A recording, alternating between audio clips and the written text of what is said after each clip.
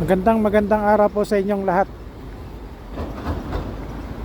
Usap-usapan sa bawat umpukan ang napipintong impeachment trial ni VP Sara.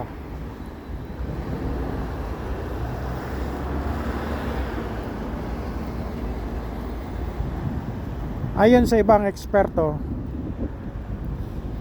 ay pwedeng magpatawag ng special session ang Pangulo upang matalakay ang impeachment trial. Ayon naman sa isang senador,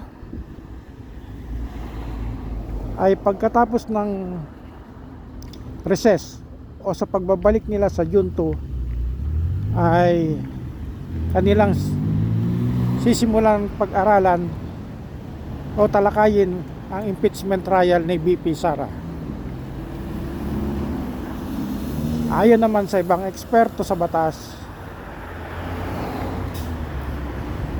kung hindi matapos ng mga kasalukuyang nakaupong senador ang impeachment trial, ay maaari daw na ipagpatuloy ito ng ibang mga senador na susunod na mauupo.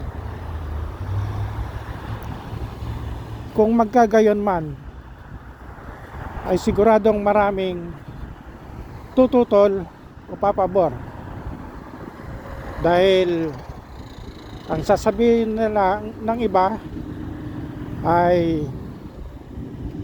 baka ito ay isang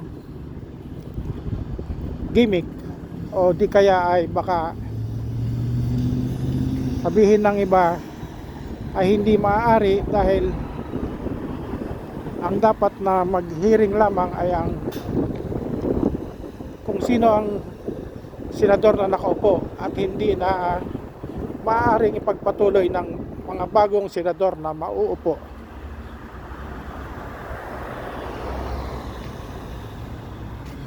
At siguradong sa impeachment trial na ito ay magkakaalaman din kung sino ang kakampi ni VP Sara at maging kakampi ng Pangulong BBM.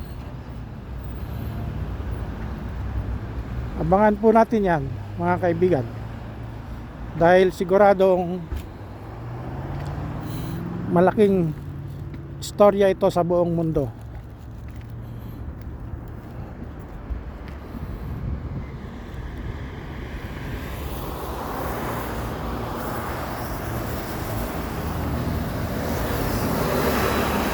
Kung bago ka pa lang sa aking channel, please subscribe, like and share ang video ito,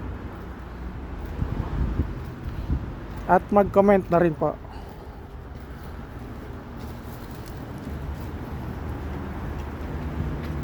Maraming salamat sa inyong lahat.